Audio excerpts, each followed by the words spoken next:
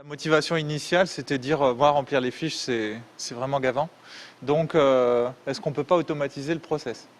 Et du coup, on a réfléchi à un projet qui irait dans ce sens-là et qui servirait en fait tout le monde, parce qu'on a tous ce problème. Et c'est un projet qu'on appelle CDEAI pour Common Data Elements Artificial Intelligence, qui est soutenu par le plan maladies rares, avec le plan France cohorte. Et que je dirige avec l'aide très précieuse de Anne-Sophie Jeannot, qui est informaticienne médicale et qui est médecin référent de la BNDMR, et Arnaud Sandrin, qui est donc le responsable de la BNDMR. Et c'est une vraie chance de travailler avec Anne-Sophie et Arnaud, et je vous présenterai les autres collègues du consortium qui sont effectivement très précieux. Donc je vais aller assez vite sur le concept de Common Data Elements. C'est le set de données minimales en français, hein. Je suis désolé, j'ai pas traduit les dias.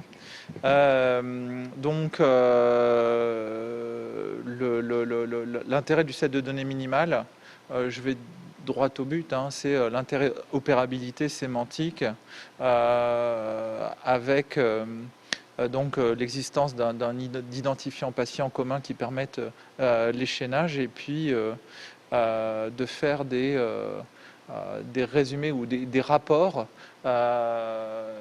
qui peuvent aussi être étendus exportés vers l'international, notamment vers l'Europe et les ERN. Et donc dans le set de données minimum, il y a un certain, comme vous le savez tous, hein, il y a un certain nombre d'éléments comme le diagnostic, l'âge, etc. Donc c'est des items, c'est des variables en fait qu'on doit colliger à partir de chaque dossier. Et donc en pratique, l'implémentation, je vais aller très vite parce que Arnaud Sandrin nous l'a présenté juste avant. Évidemment, comme Olivier Chavre vient de le présenter, le goulot d'étranglement, c'est la charge clinique pour remplir les fiches.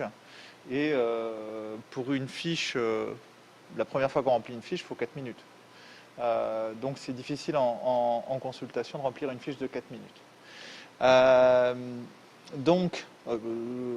Évidemment, une conséquence de la charge clinique que représente le remplissage des données, de ces fiches, c'est qu'il va y avoir des informations manquantes pour un grand nombre de patients, puisque les fiches risquent d'être incomplètes. Donc l'idée de CDEAI, c'est assez simple, hein, c'est une saisie semi-automatique du set de données minimales à partir de comptes rendus d'hospitalisation, de comptes rendus médicaux en texte. Donc en gros, on a un formulaire avec des items à extraire, on a un compte rendu médical, on va copier-coller le texte dans un environnement informatique, et la machine va proposer des réponses pour chaque item du formulaire que le clinicien va ensuite valider. Et une fois qu'il valide, on envoie le résultat vers la BNDMR. Et en fait, entre avoir la fiche pré-remplie, où il y aura éventuellement des erreurs à corriger, versus la fiche vide où il faut tout remplir, c'est un gain de temps majeur. Et évidemment, plus la technologie sera mature, plus le remplissage sera juste et complet. Donc voilà le projet. Et l'idée de ce projet, c'est d'abord de s'attaquer au set de données minimales des maladies rares, et de montrer que ce concept en fait est général à n'importe quelle question de recherche et qu'on peut le dériver sur d'autres questionnaires.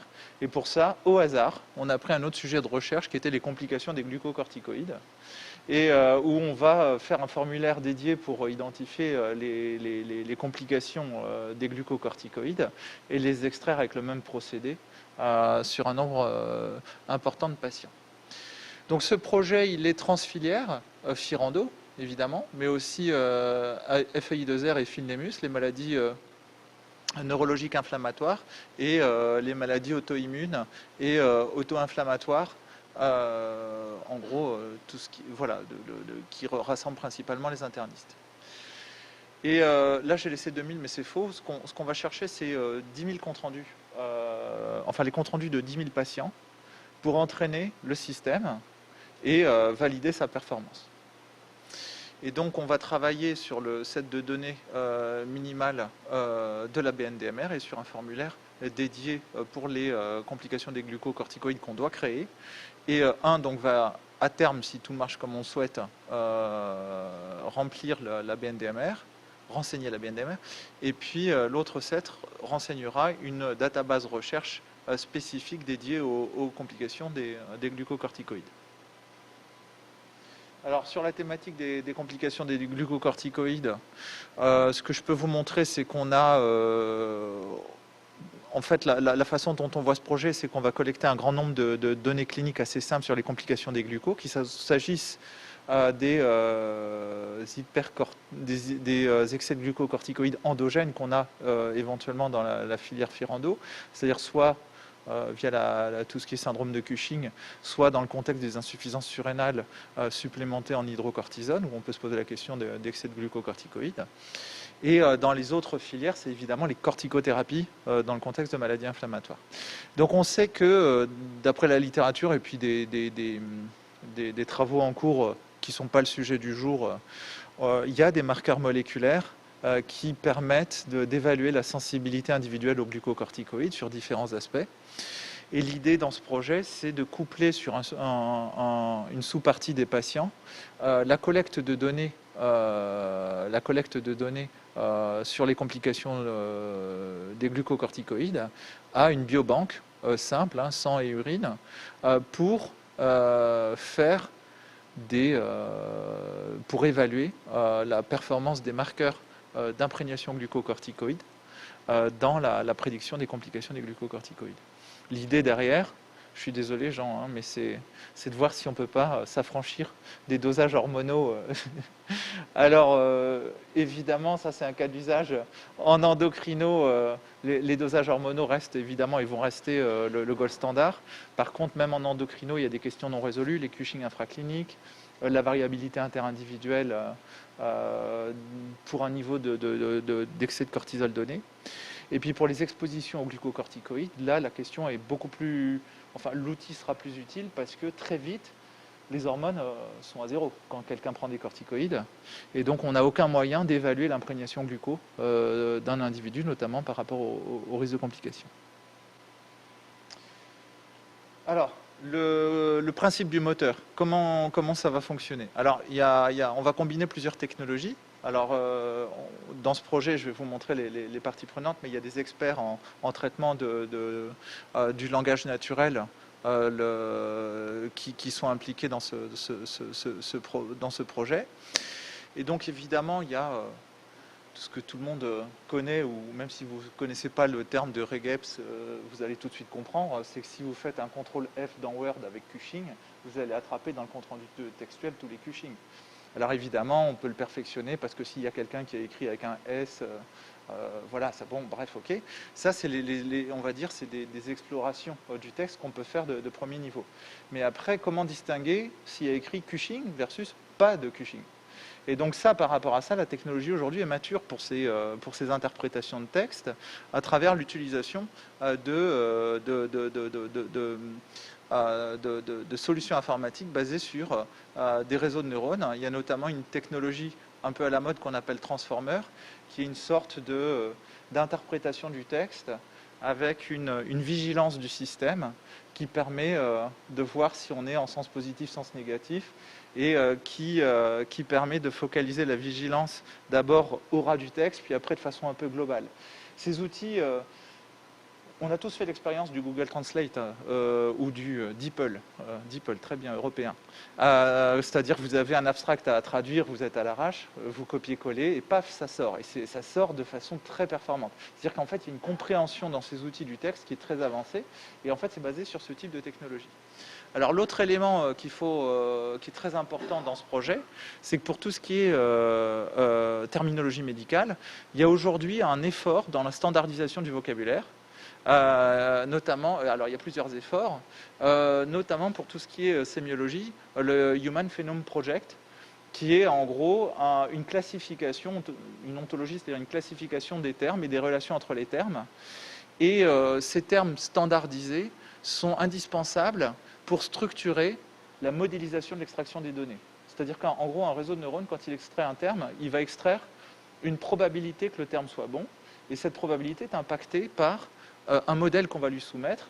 Et quand c'est des termes médicaux, la modélisation va se baser sur la terminologie standardisée type HPO. Donc voilà. Et évidemment, vous voyez qu'un système comme celui-là est utilisable pour toute maladie, en fait. Et ça correspond au boulot que nous, on fait manuellement, ou que les ARC, les médecins font manuellement quand ils remplissent leurs fiches. Alors, comment on va évaluer le process? Il y a plusieurs niveaux d'évaluation. La première chose, c'est, dans le texte qui est donné, est-ce que la machine a mis le focus au bon endroit? C'est ce qu'on appelle l'annotation. Et donc, par rapport à ça, la machine va proposer les termes qui lui semblent importants.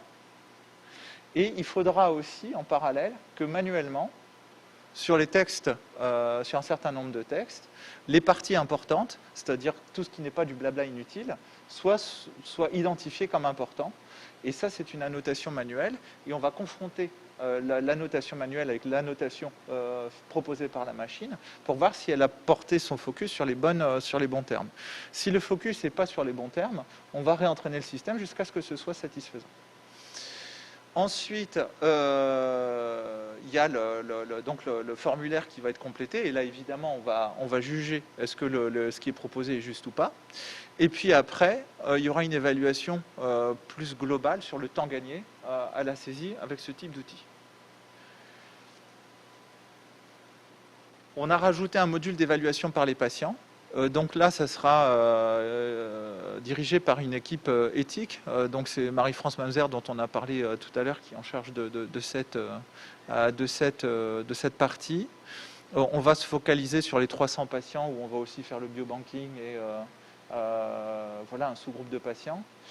Et l'idée générale, c'est qu'aujourd'hui, on parle de consentement éclairé, mais on a bien conscience que l'éclairage, entre guillemets, est un peu théorique, c'est-à-dire qu'est-ce qu'ils comprennent vraiment les patients. Et donc là, on va le tester, c'est-à-dire qu'on va leur donner accès à leurs données médicales à eux, pas à celles des autres, avec les annotations proposées, les datas extraites, et une présentation des analyses qui auront pu être faites à partir de leurs données. Et ils vont devoir évaluer avec un questionnaire plusieurs points, notamment est-ce que les données, ils les jugent justes, est-ce qu'ils pensent que c'est dangereux de partager leurs données, et puis est-ce qu'ils pensent que ce qu'on a fait avec leurs données est conforme aux documents qu'ils ont signés au départ, et puis est-ce qu'ils re-signeraient. Donc voilà, ça c'est la partie évaluation par les patients.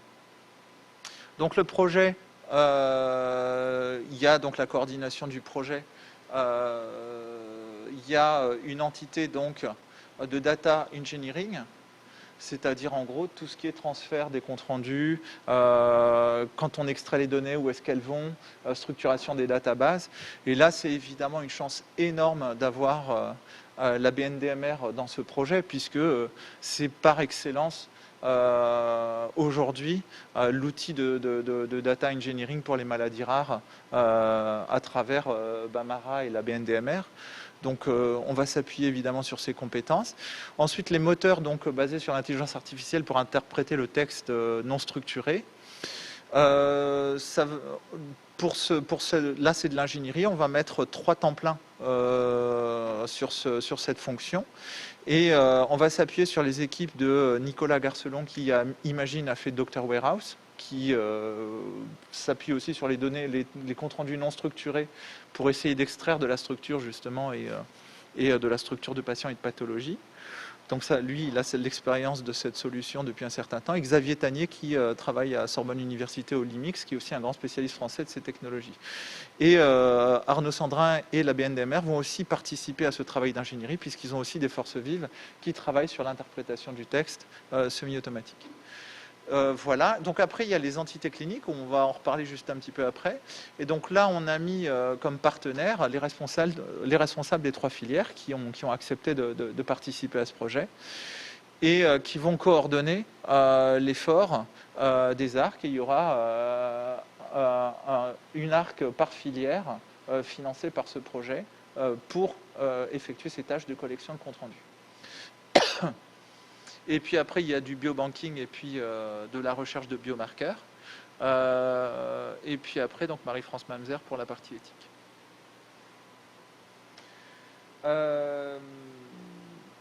Les tâches et le calendrier. Donc la collection des données se fera sur 3 ans. Et donc on a d'abord un cadre technico-réglementaire à établir. Là, on est en cours. On n'a pas encore commencé à écrire le CPP. Pour vous dire que c'est très prématuré. On verra après le calendrier. Après, donc, il y a un certain nombre d'items de data engineering qui sont requis, c'est-à-dire créer en gros les tuyaux pour pouvoir transférer de façon sécurisée les données et les exploiter. Et puis après, il y a toute l'ingénierie de la détection automatique, enfin de l'interprétation automatique du langage. Et puis après, côté, là j'ai mis 2000, mais c'est 10 000, il y a tout ce qui est collection des données, avec une partie rétrospective et une partie prospective, on va en reparler juste après, la notation des comptes rendus médicaux, et puis l'extraction semi-automatique, et puis du biobanking, comme on l'a dit, et l'évaluation par les patients. Donc ce projet est important pour les databases maladies rares. On va entraîner le système sur un formulaire qui est bien rodé, qui a été extrêmement réfléchi, qui est le set de données minimales. Et ça, c'est bien de partir d'un formulaire, on va dire, intelligent. Et on va s'appuyer sur la BNDMR, donc, qui est une infrastructure opérationnelle pour se charger du transfert des données. Et évidemment, dans le projet, il y a des experts indiscutables du traitement du langage naturel qui vont contribuer. Et donc, ça va évidemment aider les databases de recherche et c'est réutilisable pour toutes les questions scientifiques. Et on passe par France Cohort, qui est une structure INSERM, pour héberger les données. Notamment, France Cohort a un label HDS, c'est-à-dire le plus haut niveau de sécurité informatique, donc peut légalement accueillir les données nominatives des patients dans un cadre sécurisé. Et puis donc cet outil pourra servir pour toutes sortes de recherches plus tard, pas que sur les maladies rares. Et la participation des patients, évidemment, est importante pour qu'on avance un petit peu sur ces questions de consentement. Alors, on a discuté avec France Cohort. En bref, ce qui est prévu, donc, c'est qu'il y aura un transfert sécurisé des comptes rendus médicaux via Bamara à France Cohort. Dans France Cohort, il y aura une bulle sécurisée. Dans cette bulle sécurisée, les ARC vont pouvoir faire les annotations. On va pouvoir développer les outils d'extraction automatique et évaluer l'extraction automatique. Et dans l'espace sécurisé, il y aura aussi des portes pour les quelques patients qui évalueront leurs propres extractions, où ils ne pourront voir que leurs données. Et donc on a vu avec France Cohort, ils n'ont pas peur par rapport à nos demandes, entre guillemets, ça paraît tout à fait informatiquement possible, calibrable et montable. Voilà. Et puis donc l'implication des filières, alors ça c'est vraiment un sujet plus concret. Donc il y aura l'objectif de fournir des comptes rendus médicaux non anonymisés. Et donc les ARC mettront les comptes rendus textuels dans Bamara et puis les annoteront sur la plateforme France Cohort. Et les patients auront un portail spécial avec un outil France Cohort qui s'appelle Vous à nous probablement. Et donc il y aura les ARC recrutés pour chaque filière. Calendrier prévisionnel, au mieux, on commencera au printemps 2022. Et puis là, on est en train de travailler avec l'URC pour la mise en place du cadre technico-réglementaire. Et puis voilà, donc c'est un projet qui aura lieu de 2022 à 2025. Et donc pour Firando, on attend 3000 dossiers, enrichis en Cushing endogène et insuffisance surrénale substituée. Mais il y a aussi les autres diagnostics, parce que l'objectif c'est justement d'extraire le set de données minimales depuis tout type de dossier. Et puis donc avec une cohorte principalement rétrospective et quelques patients prospectifs pour la cohorte avec Biobank. Et évidemment, vous êtes les bienvenus pour participer à ce projet. Voilà, j'ai terminé.